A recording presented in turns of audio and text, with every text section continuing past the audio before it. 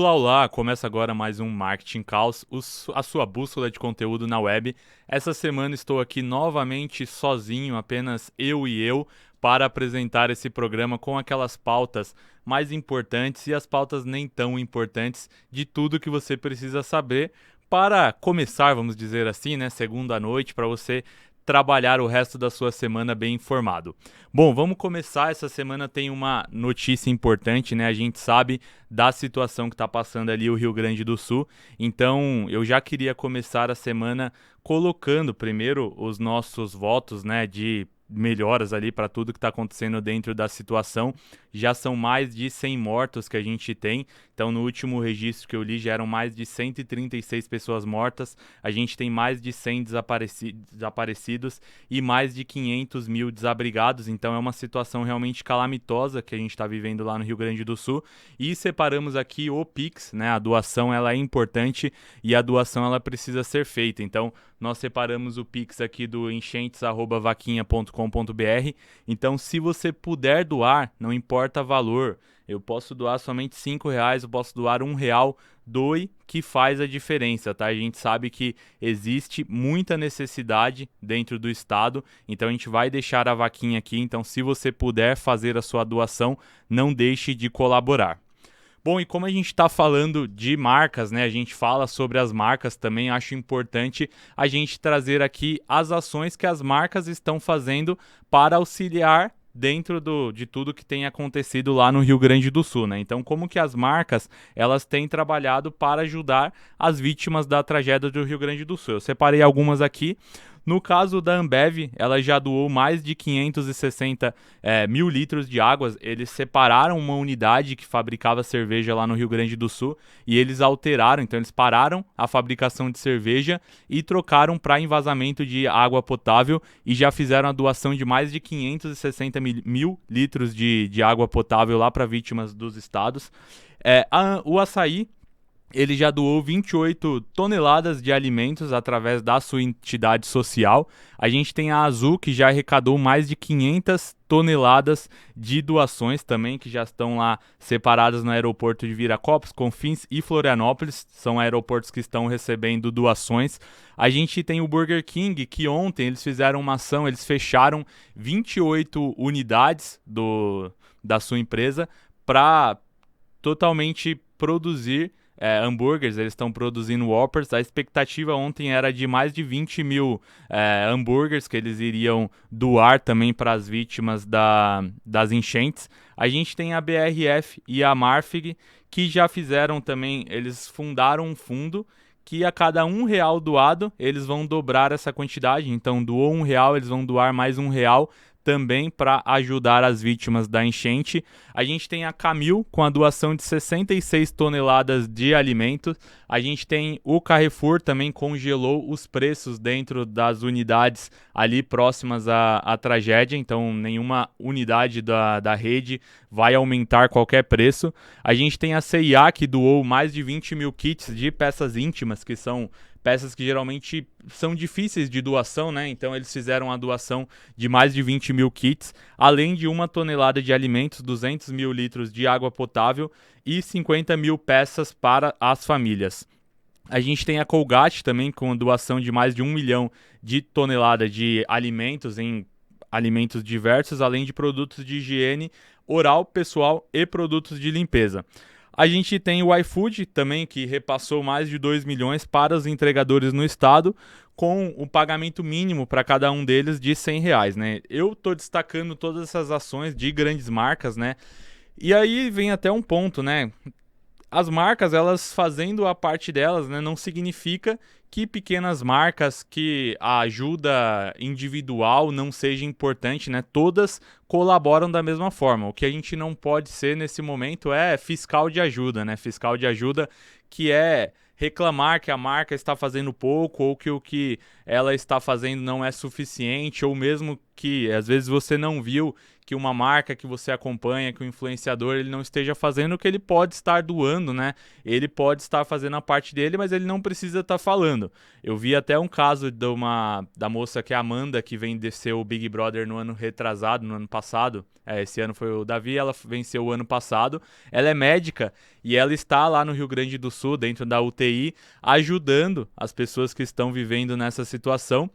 E o ponto importante, né? Muita gente reclamando com ela que ela não estava postando nos stories sobre as tragédias, o que está acontecendo e tudo mais. E ela teve que parar um tempo lá para reservar o momento para falar: ó, pessoal, eu estou aqui, só que eu estou na UTI, então não tem como eu ficar postando nos stories o meu dia a dia, o que está acontecendo aqui. Então é isso, né? A gente tem que ajudar, a gente precisa ajudar, mas a gente não precisa também ficar sendo fiscal de ajuda, né? A gente não precisa ficar sendo fiscal de doação do que as pessoas estão fazendo ou não. Então fica aí a nossa recomendação. Se puder, ajude. É importante o que essas marcas estão fazendo, mas também a gente tem que tomar muito cuidado nesse momento para a gente não ficar sendo fiscal do que está acontecendo ou não. Beleza? Agora, falando dos assuntos normais aqui, né, do dia a dia do Marketing Caos, a gente vai começar falando sobre a trend indiana e a necessidade de conteúdo viral, né? O que acontece? Aí, se você acessou o TikTok aí na última semana, com certeza você foi impactado pelo Jajarija, que é aquela tag trend, vamos dizer assim, indiana que viralizou, que basicamente são as personalidades lá no TikTok fazendo o tutorial de maquiagem. Aí a gente tem como destaque, né, a Camila Pudim, que o vídeo dela, é até essa que tá aqui na tela, o vídeo dela ele atingiu, da última vez que eu tinha olhado, mais de 400 mil visualizações. E o que basicamente é isso, né? A gente tá falando de pessoas que se fantasiam ali, né, vamos dizer assim, dessa personagem indiana, e elas vão utilizando o vídeo explicando como que eu tô fazendo ali a caracterização da personagem, né? Então é basicamente um tutorial de maquiagem ao som da música. Isso me trouxe um ponto, né, que eu fiquei parando para refletir sobre como que a gente tem, nos últimos tempos, e eu acho que principalmente com o advindo do TikTok, tem viralizado muito as trends, né? Então muitas pessoas que são os produtores de conteúdo, eles pegam as trends que têm viralizado e através disso eles replicam isso na sua forma, né? No seu jeito de fazer, né? Só que muitas vezes é um conteúdo basicamente copiado, né? O que está em alta, então a gente tem ali uma música, a gente tem ali um tipo de vídeo, como é esse caso, que viralizou, e a pessoa ela replica isso para basicamente ganhar ali o que está em alta, né? E isso é justamente uma forma de conteúdo que é perigoso, né? Se a gente for dizer assim, porque primeiro que o produtor de conteúdo, ele tem que estar o tempo todo produzindo algo, ele tem que estar correndo atrás da tendência, ele tem que estar correndo atrás de um conteúdo que basicamente tem ali um ciclo de vida, né? Você tem o conteúdo que ele ganha relevância, só que ele se esgota, né? Como eu falei, com certeza você já deve ter visto. Se você acessou o TikTok, você viu algum vídeo da trend indiana. E rapidamente isso se esgota, que as pessoas ficam cansadas desse conteúdo e partem para a próxima, né? Então a gente tem aí uma nova tendência. Então se você produz conteúdo com esse foco, né? O foco de atrair tendência, você participar dessas trends que viralizam, é algo bem complicado, porque você tem que estar ali o tempo todo surfando nessa onda do hype e esperando a próxima. Muitas vezes o seu vídeo ele não entra nessa tendência de alta e você não consegue surfar o momento, né? A crítica, e aí foi até o que a gente colocou na nossa newsletter de sexta-feira, foi o quão isso realmente é rentável, né? E o quanto isso valoriza a carreira de um produtor de conteúdo no longo prazo, né? Porque é um tipo de conteúdo que, como eu falei, ele vai viralizar ali no curto prazo, mas logo depois isso vai se esgotar, porque a gente vai entrar naquela onda do que fazer ou não, do tipo de conteúdo que eu tenho que correr atrás, e se esgota muito rápido, né? Se esgotando muito rápido, a gente não tem ali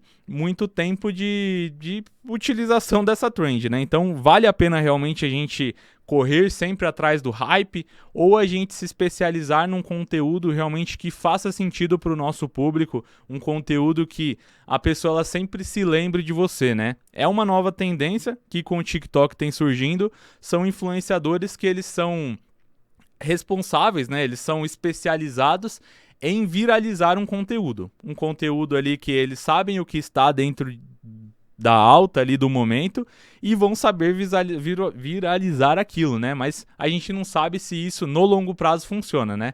Para as marcas que querem eventualmente surfar ali no hype, né? Eu quero investir num influenciador que sabe viralizar, pode fazer sentido, né? Mas eu não sei se realmente esse influenciador, para ele, é interessante no longo prazo, né? Ele não é aquele influenciador que a pessoa ela vai parar e vai lembrar dele no longo prazo, ó, eu preciso saber o que esse cara está falando sobre isso porque é interessante para a personalidade, né, para o conteúdo e não para a plataforma, né, que é o que a gente acaba acontecendo, né?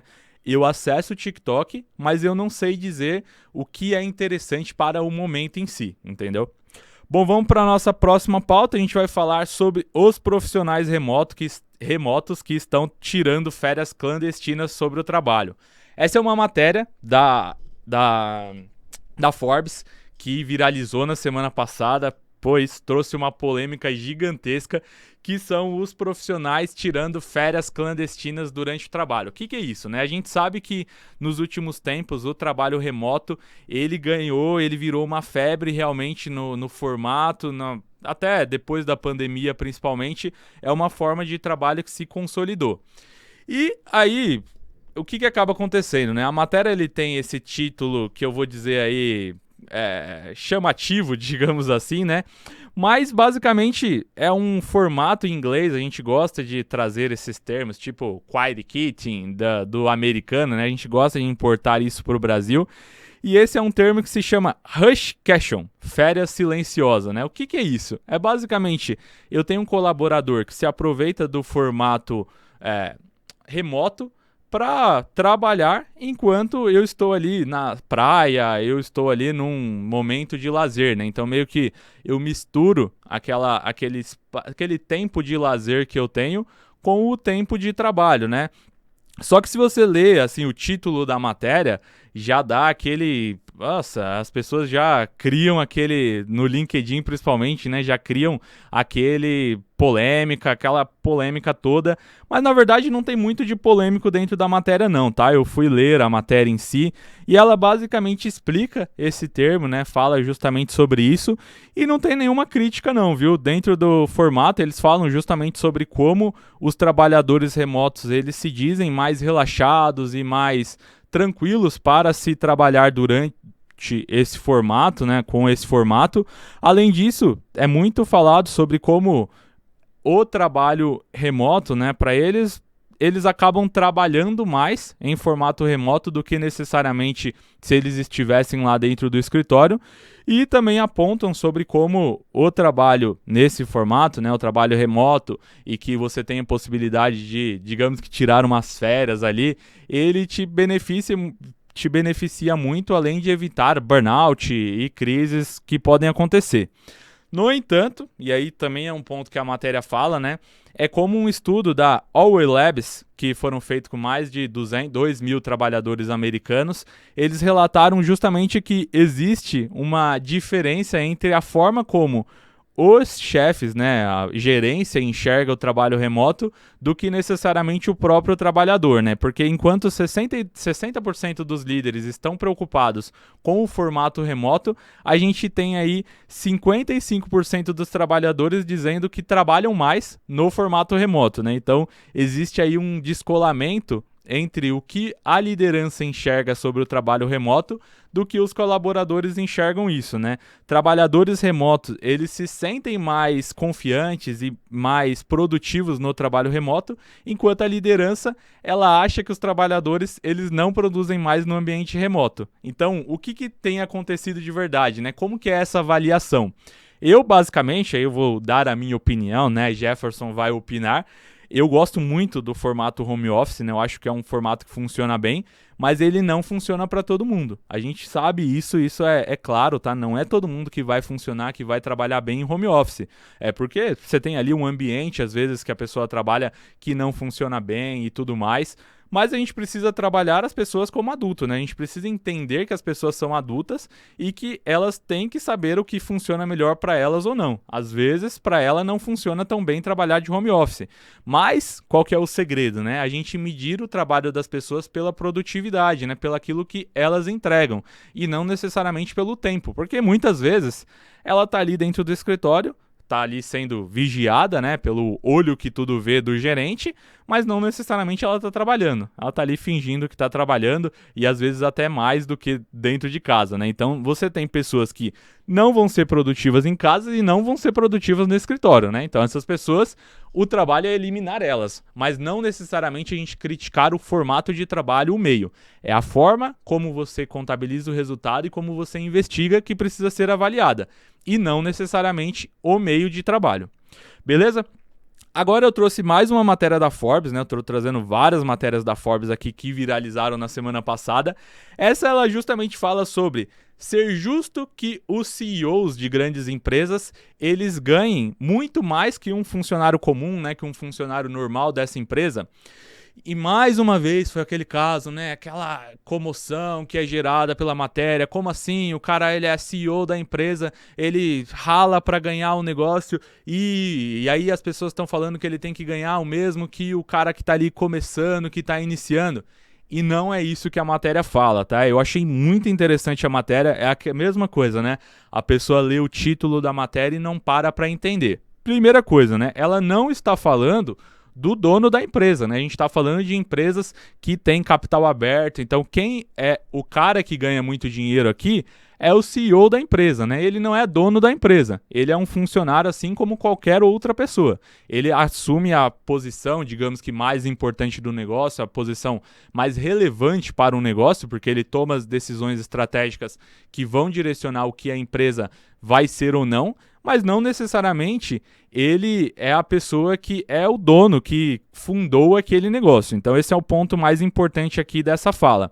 E eu até trouxe um exemplo, tá, do David Zaslav, que é o CEO da Warner Bros. Discovery, que no ano passado ele ganhou 49,7 milhões, quase 50 milhões, sendo que a empresa ela viveu greve de roteiristas, greve de atores, ela viveu um corte gigantesco de funcionários, enquanto que qual que é a justiça, né, de uma empresa que alega que precisa cortar custos, porque eu preciso demitir funcionários para cortar custos, enquanto que o CEO da empresa ele está ganhando um bônus de praticamente 50 milhões de dólares. Qual que é a equidade disso, né? E o questionamento da matéria ele é baseado num livro, que é justamente o livro do Alexandre Pepper, é um livro inglês, que ele fala sobre o quão é ético ser tão bem pago, né? Então, ele está falando sobre as remunerações éticas e práticas corporativas, né? Então esse exemplo que eu dei, ele cabe justamente para isso, né? Sobre o desempenho de governança corporativa. A gente não está falando aqui de merecimento e tudo mais, né? Do dono da empresa. É o CEO, que ele é um funcionário como qualquer outro, né? Então, será que eticamente, né, ele merece ocupar um cargo de valor tão alto para comparativa ali, um funcionário que está iniciando dentro do negócio, um funcionário às vezes que tem muitos anos de casa, mas recebe muito menos do que esse cara que é o CEO da empresa, né? Então a gente está falando aqui de governança corporativa, a gente não está falando aqui de formato de trabalho, de justiça, nada do tipo, né? Governança corporativa. Eu mereço realmente, meu desempenho, ele é tão acima do resultado da empresa para valer tanto, enquanto que eu estou alegando que a empresa precisa demitir, a empresa precisa cortar custo e eu tô ganhando aqui muito. Então é uma avaliação que precisa ser feita. E até na matéria, recomendo que vocês leiam a matéria, ela fala sobre os pontos importantes de governança corporativa que as empresas precisam olhar. Transparência salarial, para equidade, né, desses salários, uma discrepância tão grande, às vezes entre pessoas do mesmo cargo, né? Pode acontecer, não deveria. A gente está falando de participação de resultados, avaliação rigorosa de desempenho, sobre o desempenho real desse negócio, remuneração em longo prazo, compromisso com a responsabilidade social e governança de remuneração, que é basicamente a premissa de tudo isso. Então, mais uma vez, né, quando a gente vê ali um título numa matéria, vale a pena dar uma lida, entender se aquilo realmente faz sentido ou não, do que eu simplesmente pego o título da matéria, compartilho, já dando a minha opinião, sem sequer avaliar e ler o que está passando ali dentro da matéria. Beleza? Próxima notícia, a gente vai falar sobre o Nubank, que ultrapassou 100 milhões de clientes, né? E o objetivo agora é se consolidar como um dos maiores bancos do mundo. Para vocês terem ideia, fora da Ásia, é o único banco que tem uma quantidade tão grande de clientes. São 92 milhões de clientes no Brasil, 7 milhões de clientes no México e 1 milhão de clientes na Colômbia, né? Só que o que diferencia o Nubank é o tempo que ele levou para atingir tantos clientes, né? É impressionante que em 11 anos, na empresa de 2013, ela conseguiu um crescimento tão grande em base de clientes, se você for comparar, maior do que os mais de 100 anos que o Itaú, que o Banco do Brasil levou para conseguir atingir isso. E aí eu trouxe um vídeo que é justamente o vídeo de comemoração que o Nubank fez para essa comemoração dos 100 milhões de clientes.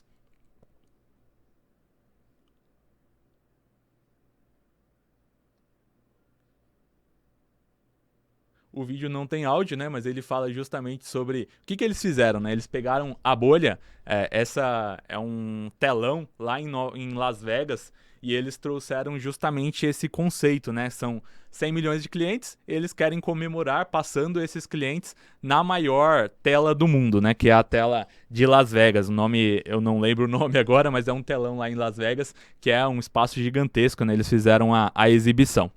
Bom, acho interessante contar, né, até falei um pouquinho de antes do vídeo, sobre como o Nubank, em pouco tempo, ele se tornou tão valioso, né? É o banco que, se você for parar aqui no Brasil, ele é o sexto colocado nas marcas mais importantes do Brasil, e a gente está falando de uma marca que tem menos de 30 anos de existência, né? Uma marca que tem praticamente 10 anos de existência.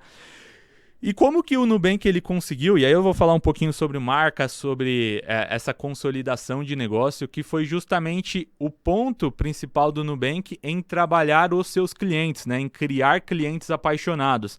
Até tem uma reportagem, né, um podcast que o David Velas, que é um dos fundadores da empresa, participou, e ele fala justamente sobre como que o objetivo deles, desde o começo, foi criar uma cultura que valorizava as pessoas, que valorizava o lado humano, né? Então, lá no Nubank, eles não têm um departamento oficial de vendas, porque eles entendem que os 100 milhões de clientes são os vendedores deles. Eles criam uma estética de magia justamente ligada aos valores que o Nubank constrói, e um deles é justamente a conquista de clientes fanáticos, né? Então, esse formato do Nubank transformou ele numa empresa que de crescimento gigantesco em pouquíssimo tempo, né? Então, para você avaliar o quão às vezes o seu negócio, né, ele se preocupa muito com o resultado sem avaliar as pessoas, né? E para mim o mais importante é essa questão de você construir uma cultura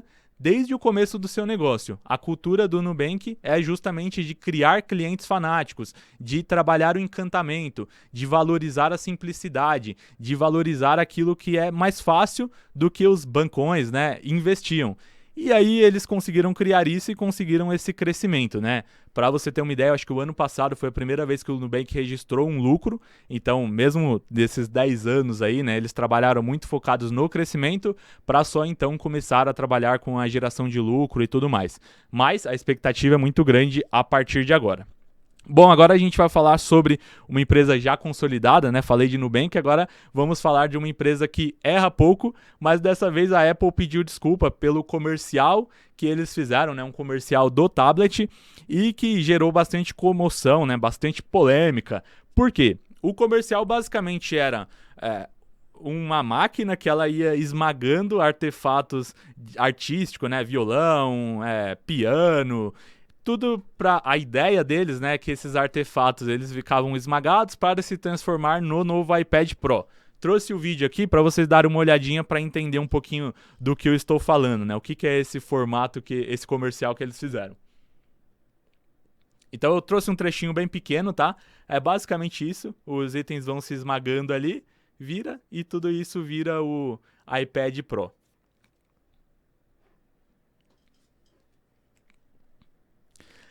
Ponto difícil, né? A gente ver a Apple pedindo desculpa é algo bem raro de se acontecer, então tem um departamento de vai da merda bem grande lá, né, que é bem difícil uma campanha passar despercebida sobre os aspectos, né? E a gente está falando de uma empresa que atende muito um público criativo, e aí você fazer uma campanha que meio que desmancha tudo isso é bem complicada, né? Segundo essa repercussão negativa, né, a porta-voz da empresa, ela falou justamente sobre a falha que a empresa tem, eles sentiram muito, fizeram um comunicado e acredito que não vão errar mais nesse sentido, não. Bom, próxima notícia, Warner Bros, Disney e Discovery se unem para criar um streaming lá nos Estados Unidos. Isso é uma iniciativa que foi feita entre as três empresas. Não existe uma tentativa nesse caso, tá, de criar um lugar em que você vai acessar os três aplicativos, tá? Então, não é um streaming único, como eu falei no título dessa matéria. É um streaming único porque é uma única forma de pagamento. Então, você vai acessar, você vai fazer digamos que um combo, vamos dizer assim, né? Porque aí você acessa o combo, você contrata as três empresas, que lá nos Estados Unidos a gente tem esse Hulu, que não tem aqui no Brasil. Então, Max, Hulu e a Disney, você vai pagar num combo só os três aplicativos para poder utilizar. Acredito que essa seja uma tentativa, né, e uma tendência para os próximos anos da unificação, porque a gente tem ali aquele monte de streaming, um monte de pacote que você pode assinar e tudo mais, e aí é muito fácil para eu pegar ali, esse mês eu não vou assinar a Disney, não tem nenhum lançamento legal, então eu vou cancelar. Agora, se você tem um pacote, você assina num combo só, você paga de uma vez só e é mais difícil para você cancelar, né? É mais ou menos o que a TV Paga fazia. A TV Paga, você assinava aquele monte de canal, que basicamente você não assistia 10% desses canais, mas você tinha que pagar por todos, né? Então não tinha jeito. E aí é basicamente essa estratégia para utilização. Agora trazendo aqui para o Brasil, né, a Band fechou um acordo de parceria com a Warner, que é justamente para a exibição das séries do Max. Esse é um acordo que basicamente vai iniciar com um horário de programação da Band. A ideia principal do programa, né, inicial, é a Operação Fronteira Brasil, mas virão outros programas aí também para exibição. Esse é um formato de parceria também interessante para empresas de streaming como o Max, que precisam se consolidar aqui no Brasil, e aí utilizar a força da TV paga pode fazer sentido, né?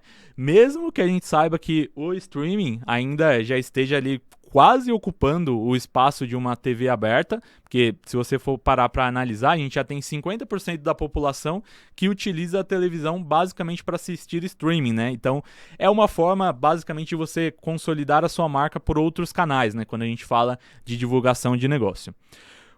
Vamos para a próxima notícia, a gente vai falar agora sobre o TikTok. Eu falo quase toda semana aqui sobre essa confusão que tem acontecido lá no TikTok. E agora eles contra-atacaram, e eu já tinha falado semana passada do processo. Eles instauraram o processo, então a empresa mãe lá do TikTok, que é a ByteDance, ela fez um anúncio que é justamente entrar na justiça contra a regulação que vai proibir o TikTok em menos de um ano, né? O prazo tá ali, tic-tac, tá rodando. E em pouco tempo, a empresa ela já falou que não vai vender a sua operação. Expliquei semana passada que existe todo um contexto de algoritmo, que eles não poderiam compartilhar seu algoritmo com outra empresa. Então, é muito complexo para simplesmente eles venderem a sua operação nos Estados Unidos para outra empresa. E eles não vão fazer isso. Agora, o jeito, né, encontrado é justamente entrar na justiça alegando cláusula da questão de liberdade de informação para a gente poder fazer ali, liberdade de expressão para a gente poder fazer o compartilhamento das informações. O que vai acontecer, a gente vai compartilhar nas próximas semanas aí com vocês, eu tenho certeza. Bom, vamos indo aí para os nossos finalmente do programa, né? Chegando aí no nosso Giro Caos, que é a nossa rodada de notícias. Separei algumas notícias aqui relevantes também. Primeira coisa, que o Google, ele pagou nada menos que 36% da sua receita no ano passado, foram 20 bilhões, para se manter como aparelho padrão lá nos aplicativos da Apple, né? Então, às vezes a gente não tem dimensão do quão essas empresas elas ganham também de outras fontes, né? Porque se você pega uma empresa de celular como a Apple, que ela trabalha ali na fabricação do aplicativo, mas às vezes essas outras utilidades, né? Às vezes a Apple você fala, né? Ela abriu um programa de streaming, né? Um canal de streaming, um aplicativo próprio, justamente porque outras fontes de renda que acabam ampliando o resultado do seu negócio. Segunda notícia que eu trouxe para o nosso Giros, a Cazé TV garante patrocinadores para os Jogos Olímpicos. Foram 10 patrocinadores já fechados. Corona, Vivo, Volkswagen são algumas das grandes empresas que fecharam. É um formato diferente, né? Eu gosto de trazer essas notícias sobre como o mundo, né, do marketing ele tem se diversificado e as empresas estão apostando em outras formas de exibição, não concentradas apenas ali naquele padrão de exibir um comercial durante o Jornal Nacional, algo do tipo, né? A gente tem hoje um foco muito grande e é mais difícil porque a gente tem nichado todas as coisas, então o mundo é um mundo de nichos e a gente precisa ali saber lidar com isso na forma correta, né? Como que a gente vai investir corretamente, em qual canal eu vou investir, onde que eu vou injetar essa grana. Terceiro, notícia do Giro Caos, o G1 usando o passatempo para engajar a audiência. Aqui é mais uma vez sobre como que às vezes a gente precisa diversificar a forma como o público acessa o nosso canal. Então a gente está falando de um canal de notícias e quem fez isso recentemente também foi a Netflix. Se você acessar a Netflix pelo celular, você tem ali aqueles joguinhos, né? Então a ideia é justamente a gente manter o nosso usuário, a pessoa que está ali, o nosso cliente, por mais tempo dentro do nosso aparelho, dentro do nosso aplicativo, dentro do nosso canal de notícias como o G1.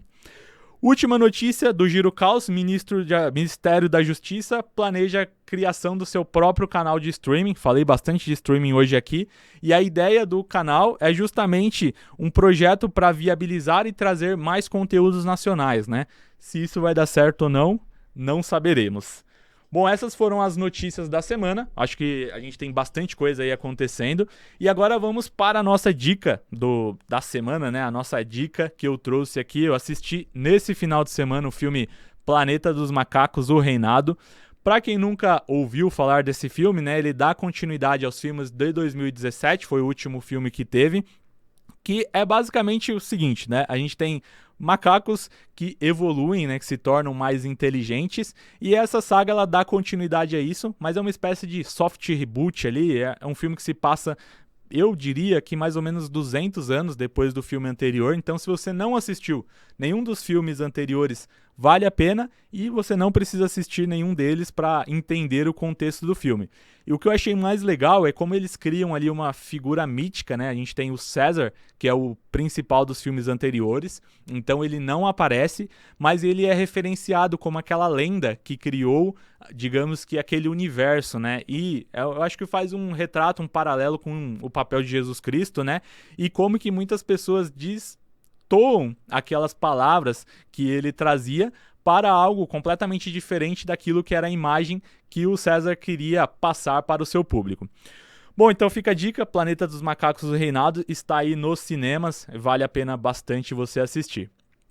Esse foi o Marketing Caos, a sua bússola de conteúdo na web. Semana que vem estaremos de volta com mais algumas pautas importantes e outras nem tanto, para você acompanhar aqui com a gente. É isso e muito obrigado. Valeu!